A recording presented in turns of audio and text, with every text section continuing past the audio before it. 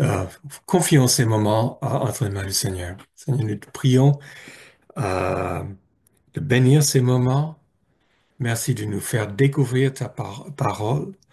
Merci de donner quelque chose à nos cœurs pour les nourrir, pour nous aider à avancer. Merci de nous conduire en avant pour ta gloire.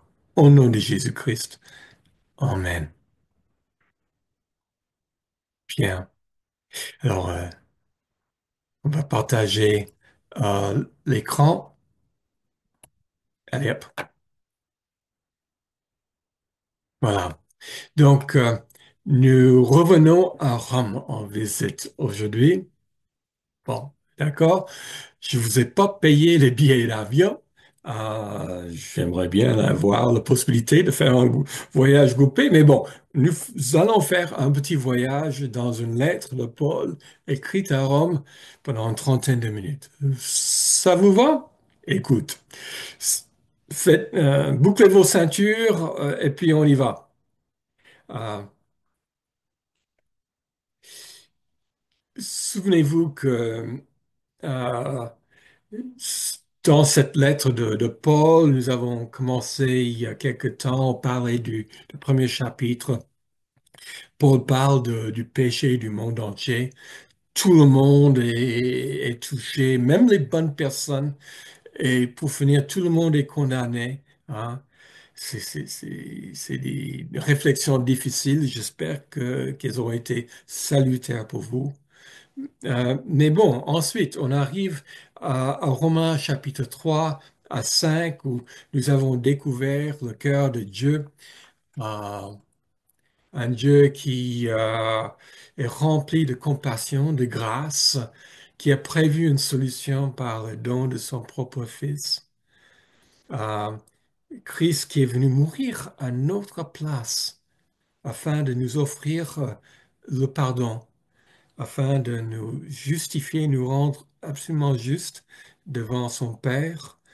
Et tout est gratuit et il suffit de placer notre confiance en lui, confiance totale en cette œuvre qu'il a faite.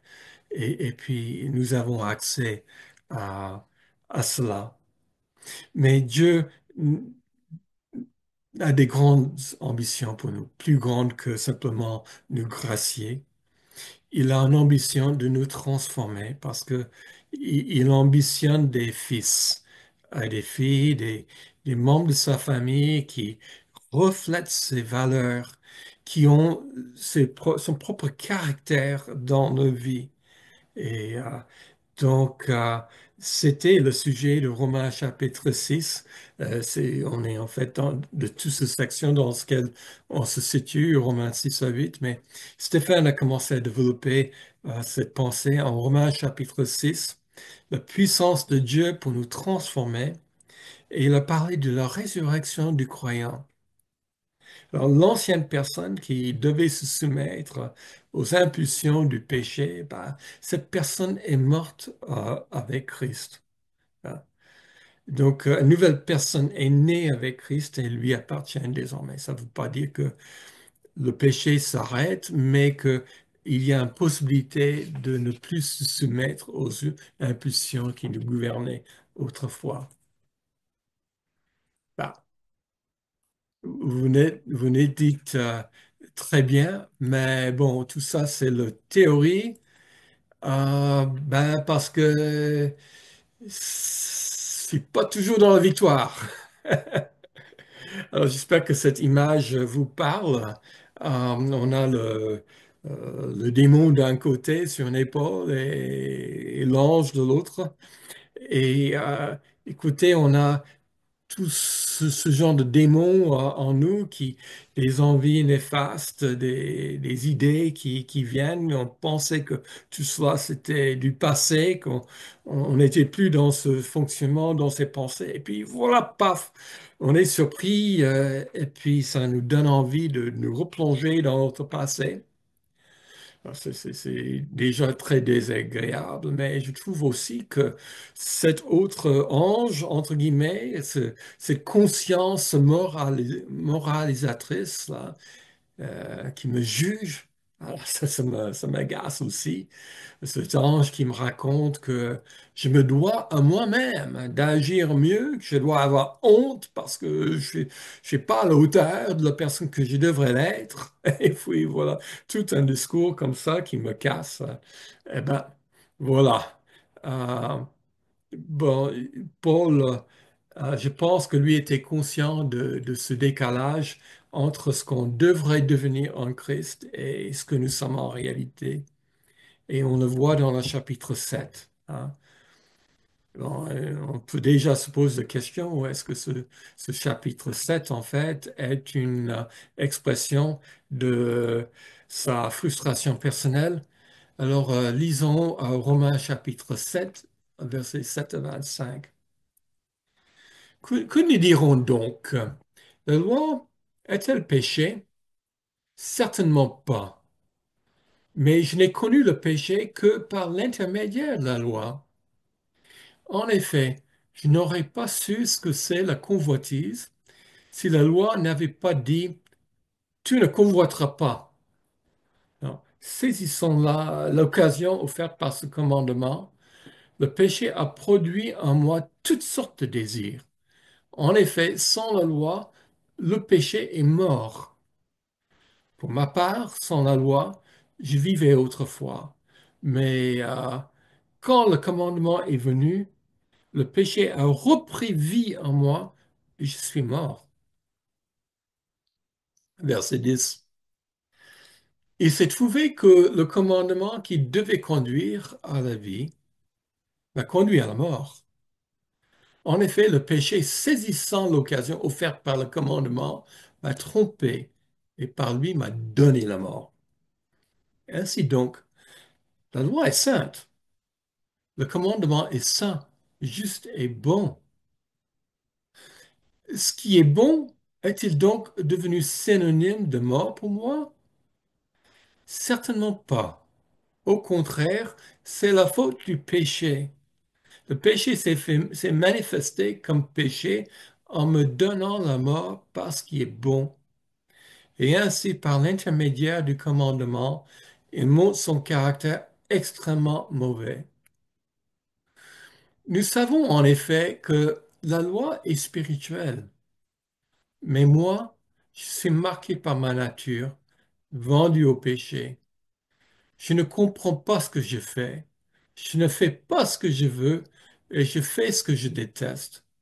Or, si je fais ce que je ne veux pas, je reconnais par là que la loi est bonne. En réalité, ce n'est plus moi qui agis ainsi, mais le péché qui habite en moi. En effet, je sais que le bien n'habite pas en moi, c'est-à-dire dans ma nature propre. J'ai la volonté de faire le bien, mais je ne parviens pas à l'accomplir. En effet, je ne fais pas le bien que je veux, mais je fais au contraire le mal que je ne veux pas. Or, si je fais ce que je ne veux pas, ce n'est plus moi qui le fais, mais le péché qui habite en moi. Je découvre donc cette loi. Alors que je veux faire le bien, c'est le mal qui est à ma portée. En effet, je prends plaisir à la loi de Dieu dans mon être intérieur. Mais je constate qu'il y a dans mes membres une autre loi. Elle lutte contre la loi de mon intelligence et me rend prisonnier de la loi du péché qui est dans mes membres. Malheureux être humain que je suis, qui me délivrera de ce corps de mort? J'en remercie Dieu. C'est possible par Jésus-Christ notre Seigneur.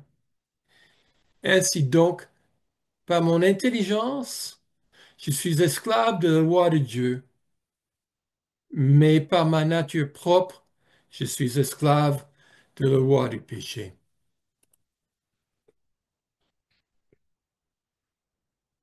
Alors, est-ce que ce texte vous touche, hein?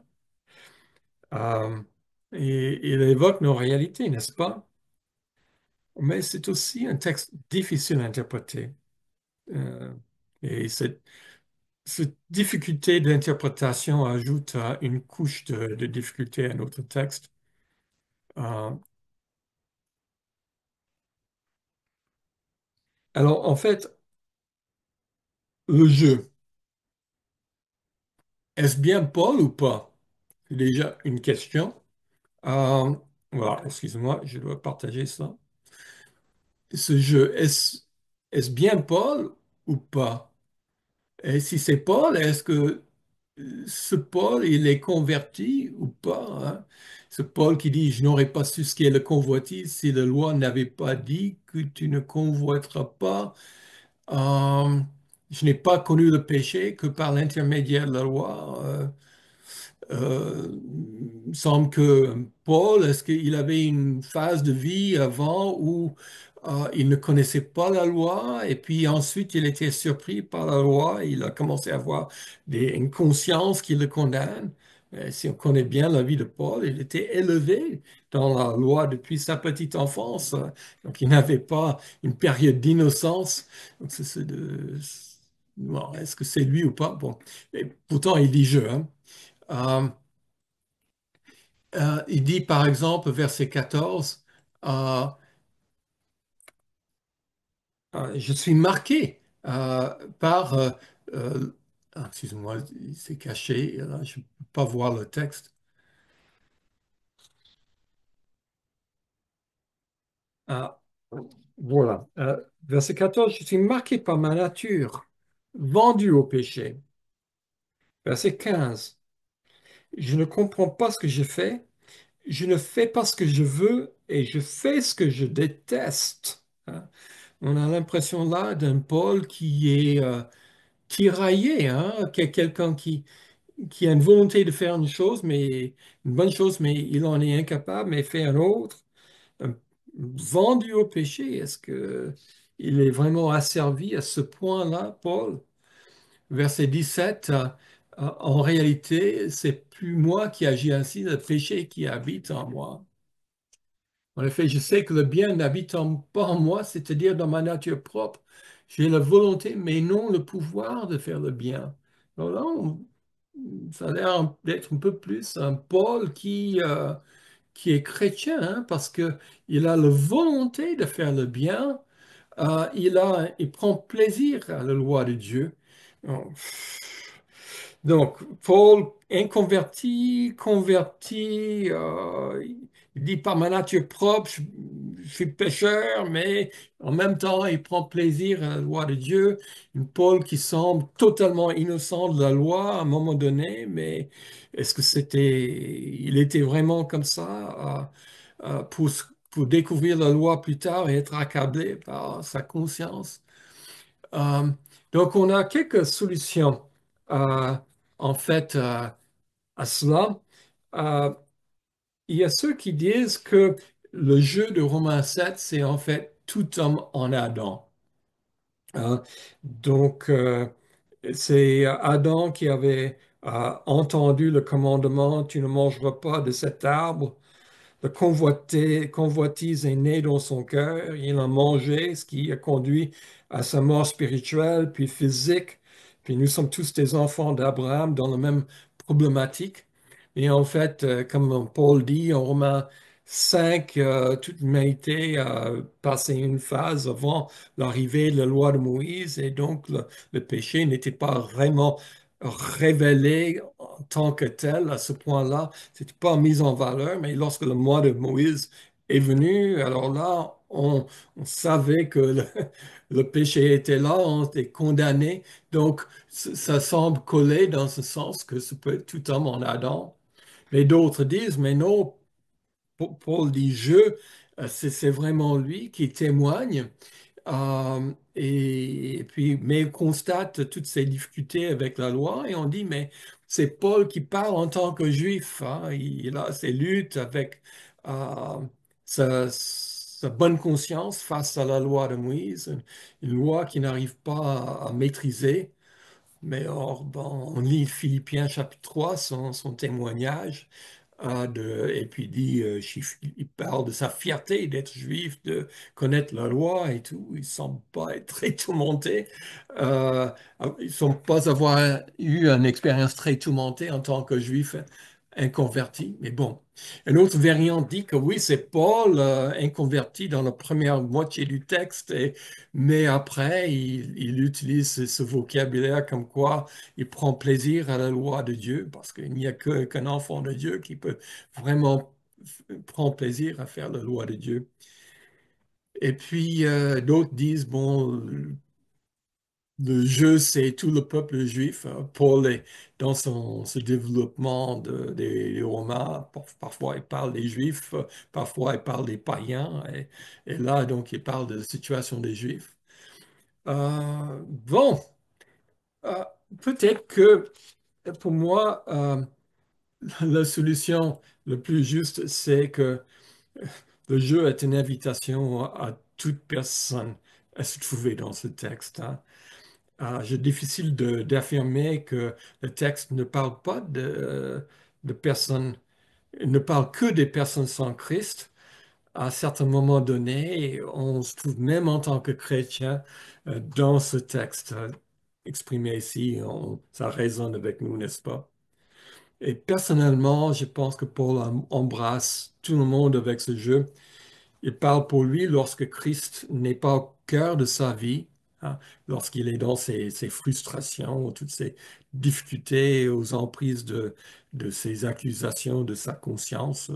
Lorsqu'on ne marche pas avec Christ, on est aux prises avec notre ancienne nature, tout seul, avec nos propres moyens. On n'arrive pas. On a vraiment besoin du Saint-Esprit, du Seigneur avec nous pour vaincre. Donc, nous avons tous une conscience plus ou moins active qui nous dicte ces quatre vérités sur notre comportement et nous avons tous des idiots. Donc voilà, ce texte nous place dans ce décalage entre nos aspirations et ce qu'on arrive réellement à réaliser. Euh, et si on court pas dans les bras de la grâce du Seigneur, c'est difficile à vivre parfois. Et donc, je peux vous pose la question à vous, est-ce que vous avez des frustrations comme ça aussi? Si vous dites oui, vous me rassurez. Bon, est-ce que, voilà.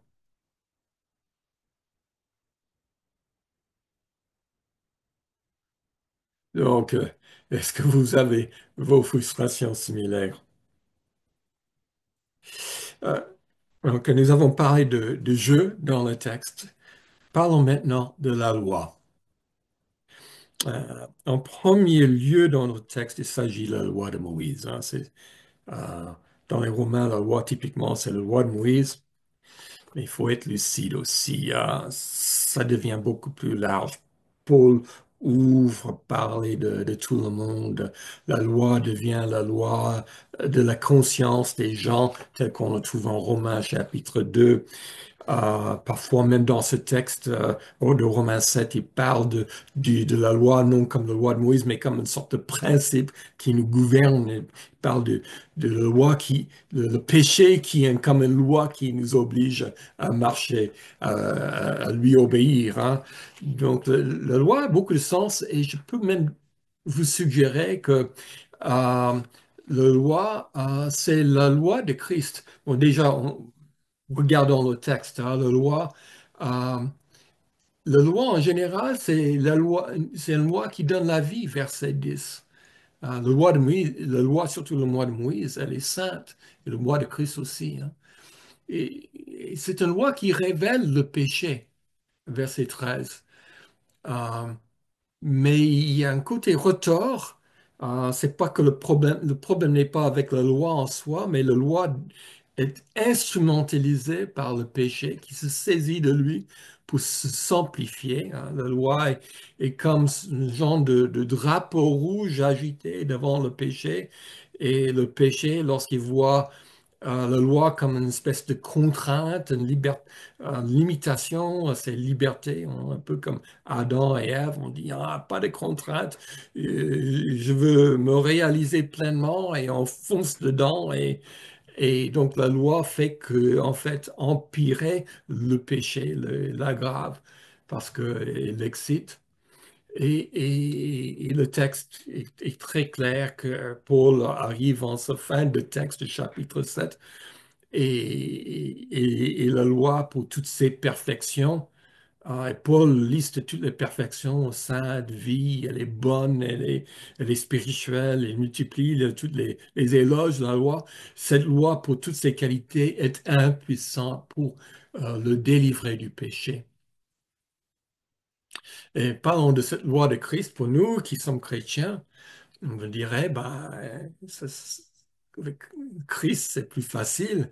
Mais vous lisez le Sermon sur la montagne, en fait, Christ pousse la loi beaucoup plus loin et nous va vraiment dans l'esprit de la loi et nous mène devant toute la difficulté de pleinement mettre la loi en application par rapport à nos colères, nos convoitises, nos difficultés à pardonner les autres, etc. Donc, euh, donc, lui, la loi, elle est bonne, mais pour le pécheur, elle est néfaste. Et parlons du péché. Ah, voilà, encore un grand mot de notre texte, un mot qu'il faut développer, ce maudit péché qui agit en nous si puissamment.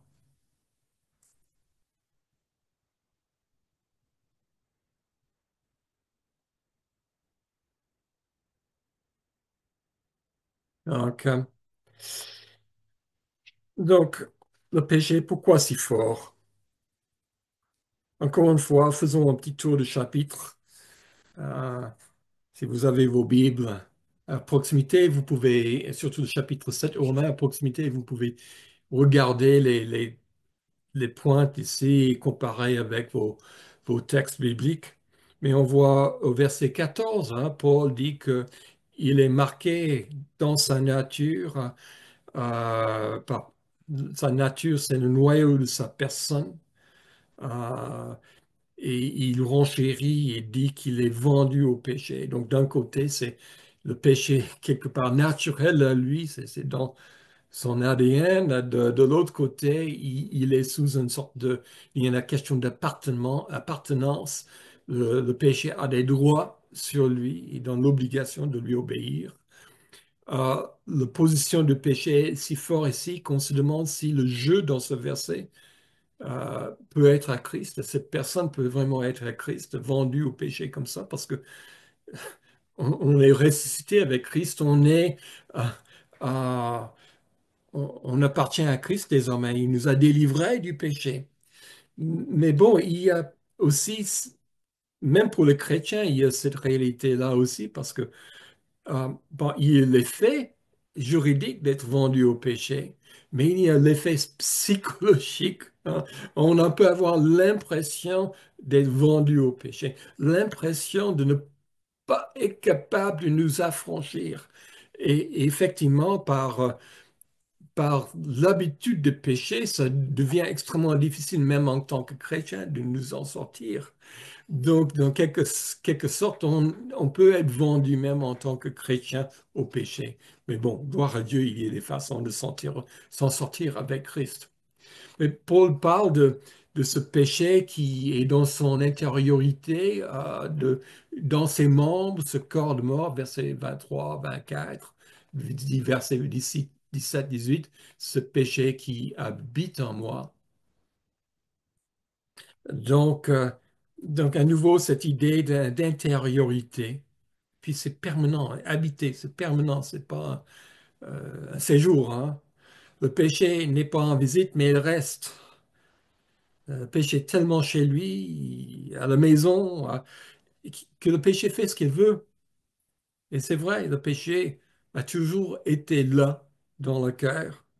J'ai mes façons de vivre avec les autres qui ne sont pas tout à fait correctes, ma façon de forcer ma volonté, hein, sur les autres, mes façons de me faire remarquer par les autres, des façons vis-à-vis de la souffrance, la vie, j'ai des façons de me couvrir, mes façons de gérer mes anxiétés. Euh, donc tellement d'habitudes pour s'occuper de moi, moi, moi, hein. Mon cœur qui cherche mes solutions pour s'occuper de moi, euh, sans me préoccuper des autres. Ou si je me préoccupe des autres, c'est pour que je me préoccupe de moi. Vous avez compris le truc?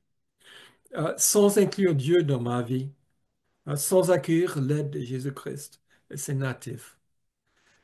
J'ai la difficulté, je parle de moi en tant qu'être normal, quoi, sans Christ. J'ai de la difficulté à m'imaginer autrement quand je suis dans cet état de personne naturelle. Le péché, je le connais. Et même en tant que chrétien, le péché, je le connais parce que j'ai tellement eu l'habitude d'être dans ces raisonnements.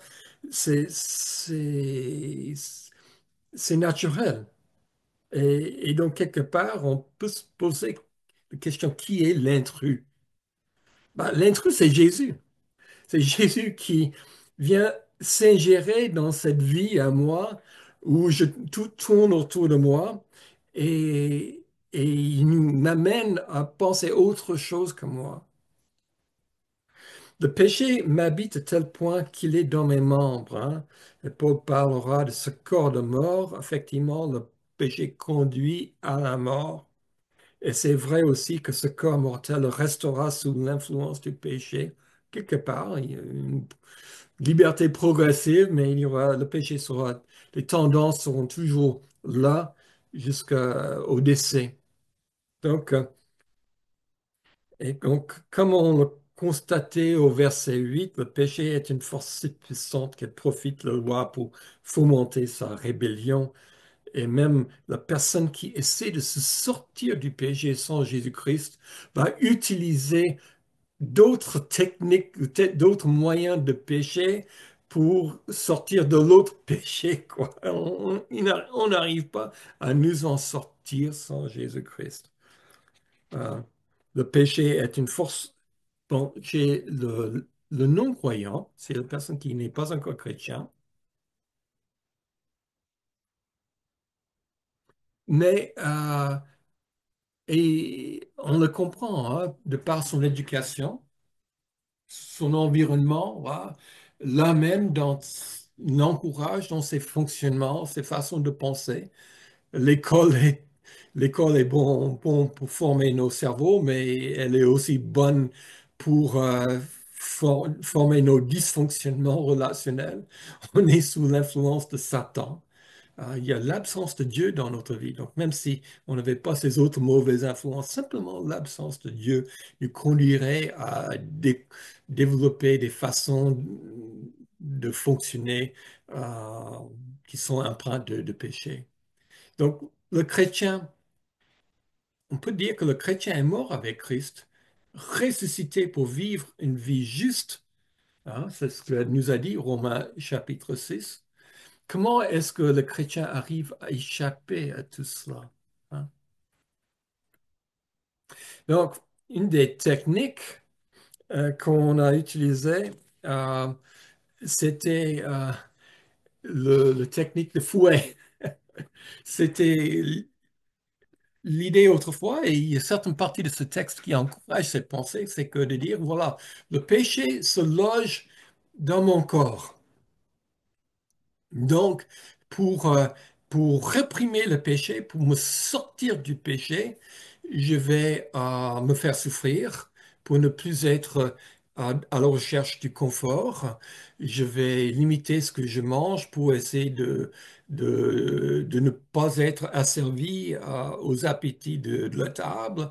Je vais limiter ma vie sexuelle. Je vais m'habiller d'une façon triste pour ne pas chercher à- à me faire remarquer par tout le monde.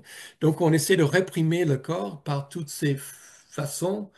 Euh, et justement, comme dit ce diapo, ils avaient l'impression que En fait, l'intelligence, elle est bonne. Donc, si je peux réprimer tout ce qui est viscéral et dans le corps, je peux, par mon intelligence et par le réforme de mes pensées, m'imposer une vie qui est juste. Mais on a tous constaté qu'on a beau à se dire tout ce qui est juste, et d'ailleurs, c'est constaté dans notre texte, que connaître la loi ne nous rend pas pour autant capables d'obéir à la loi, parce qu'il y a en nous toutes sortes de désirs. Hein.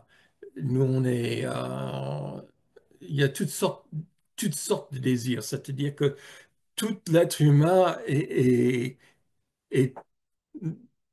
tout- toutes ces motivations qui nous animent sont touchées quelque part par, euh, par le péché et euh, pour être libéré de tout ça, c'est tout un truc. Euh, donc, le péché se construit d'ailleurs donc autour de toutes sortes de désirs détournés qui influencent nos attitudes, nos paroles, nos actions. Paroles, attitudes, actions. En dessous de tout ça, ce sont des désirs détournés. Le désir n'est pas une mauvaise chose en soi, mais ce sont des désirs détournés. Donc, au lieu de désirer Dieu, on cherche des solutions pour nous, pour nos vies, pour notre survie, etc. Donc, dans mon concours à hier de la maison, j'ai une lyre parasite qui grimpe sur un arbre et l'étrangle. L'arbre est en mauvais état, je vais peut-être devoir la battre, mais j'ai coupé la lierre grimpante pour que ça ne grimpe plus. Mais en fait, ça ne suffit pas. Partout dans mon herbe, derrière, sur un rayon de plusieurs mètres, je découvre des pousses qui ressortent de la terre. Ce parasite essaie de ressortir de partout et de développer de nouvelles plantes. Et donc, en fait, il ne suffit pas de passer le tondeuse non plus. Il faut aller à la racine. Ce parasite, faut aller le chercher dans le sol. Et je peux vous dire que l'été dernier, Suzanne et moi, nous avons retiré des, mè- des dizaines de mètres de racines. On avait une benne poubelle pour le compost et on le remplit tout entier de racines. Et probablement, on pourra recommencer cette année une deuxième fois et trouver tout autant. C'est tout un travail. C'est en profondeur et c'est un travail qui est long. Hein. C'est un peu le travail que nous avons vis-à-vis du péché, n'est-ce pas? Euh, oui, il faut résister à ces manifestations, tout ce qui est extérieur, mais attention, avec l'aide de l'esprit, il faut aller à la racine. Ah, et justement, Paul dit, hein, euh, qui va me délivrer de ce corps de mort? Euh, Excuse-moi, il faut que je, je partage le bon écran là. Euh, voilà, c'est bon. Qui va me délivrer de ce corps de mort? J'en remercie Dieu. C'est possible par Jésus-Christ, notre Seigneur. En Romains chapitre 8, le premier 15 versets, Jésus parle de cette délivrance qui qui est déjà là à notre portée. Il y a une délivrance partielle disponible pour le chrétien, une délivrance croissante disponible pour le chrétien. Puis Romains 8, 15 à 25 parle d'une délivrance qui s'en vient après. Euh, donc, bon, je vous pose une question. Quel jeu êtes-vous? Est-ce que vous avez trouvé ce chapitre idiot, en fait, pas idiot nécessairement, mais vous n'êtes pas situé dedans. Hein? Vous avez l'impression que la vie tourne assez bien. Vous n'avez pas de frustration. Euh, Est-ce que je peux suggérer que peut-être vous ne connaissez pas votre cœur? Vous n'êtes pas sensible aux envies qui peut-être déterminent vos comportements et vos actions. Ou bien, vous êtes une de ces personnes qui se trouvent pleinement dans ce texte. Vous avez beaucoup, beaucoup de frustration dans votre vie chrétienne. Vous avez envie de plaire à Dieu, mais vous trouvez que vos désirs vous y empêchent. Vous aimeriez goûter à des victoires avec l'aide de Christ, mais bon, ça n'arrive pas si souvent. Ou bien, vous êtes ce chrétien, vous êtes un chrétien qui a déjà remporté quelques victoires en Christ. Dans certains domaines de votre vie, vous avez goûté au salut et sa puissance, mais dans d'autres domaines, il y a des blocages et il y a des choses qui ne changent pas. Et vous aimeriez bien que ça change, mais ça ne bouge pas. Euh, c'est comme si Christ est puissant pour certains problèmes, mais impuissant devant d'autres. Je vous dis, continuez avec Christ. Allez à lui. Il va vous surprendre. Euh, Vos échecs sont dus certainement à des domaines de vos cœurs qui restent toujours inaccessibles au Seigneur. Mais continuez. Continuez à apprendre à lui faire confiance. Demandez-lui de l'aide et la victoire se trouve réellement en lui. Euh, une dernière diapo, c'est qu'on se trouve en fait entre nos consciences et nos réalités. Hein. Je vous ai mentionné le chapitre 8 tantôt, là. Je dis qu'il y avait une victoire ultime qui nous attend et c'est notre espérance. Mais aujourd'hui, il y a une mesure de victoire disponible euh, euh, pour cette vie-ci. Je vous lis Romains 8, 12 et 13 qui dit, ainsi donc, frères, nous avons une dette, mais pas envers notre nature propre pour nous conformer à ses exigences. Mais, et puis je saute un peu plus loin, mais si par l'esprit vous faites mourir les manières d'agir du corps, vous vivrez. Donc oui, d'un côté, il y a toujours ces désirs qui semblent impérieux, difficiles à résister. Mais Paul nous dit que notre devoir n'est pas envers cela, mais nous avons un devoir vis-à-vis de Christ, d'agir comme des enfants de Dieu ressuscités et que nous avons le devoir d'être dans la vie et nous avons la possibilité, c'est possible même de faire ce choix et de vivre dans la vie. Donc, c'est possible de sortir de ces ornières là et véritablement, pour moi, c'était une découverte à un moment donné. J'ai découvert que j'avais la possibilité de faire le choix de contrecarrer certains désirs et que c'était un réel choix. C'était un choix et que je pouvais prendre le choix et changer réellement. Hein. Et c'est pas simplement une envie de changer qui amène à un échec, mais c'est une réelle possibilité de changer. Donc, lorsque nous découvrons ce genre de victoire, ça nous donne un courage pas possible. On découvre une puissance que nous donne le Saint-Esprit, une puissance d'être maître chez nous, d'être une personne de plus en plus autonome, soumise au Seigneur, mais autonome vis-à-vis du péché. Et tout cela, la volonté devient active et soumise au Seigneur. Donc, c'est à fur et à mesure qu'on avance, on a ces victoires. Et il y a quelque chose qui arrive, c'est que en avançant, alors le Saint-Esprit dit, bon, maintenant, c'est le moment pour moi de révéler d'autres problèmes. Ah, et il fait sortir des choses qui étaient déjà là, latentes, peut-être des choses que d'autres personnes ont vues, mais nous n'étions pas conscients de ces choses. Et il emmène ces choses à la surface. Et on découvre d'autres désirs néfastes qui agissent en nous et qui pilotent nos vies.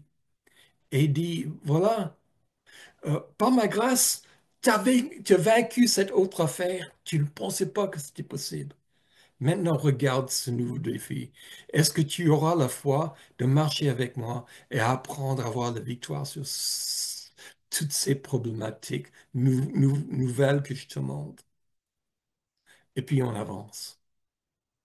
Et puis il y a d'autres problèmes qui se révèlent et d'autres victoires qui s'enchaînent. Et c'est un cercle vertueux. Mais je vous parle de ce cercle vertueux parce que dans ce cercle vertueux se situe la frustration. Mais il y a une bonne frustration, il y a une mauvaise frustration qui nous démolit. Mais il y a cette frustration vertueuse qui nous fait crier à Christ, qui nous fait venir à ses pieds et qui croit qu'il peut nous en sortir. Et, et gloire, grâce soit rendue à Dieu, car en Christ et par l'Esprit, il nous donne la puissance de choisir et il nous purifie. On devient, il le donne à tous ses enfants bien disposés. Seigneur, vous bénisse ça. OK, à bientôt. Merci.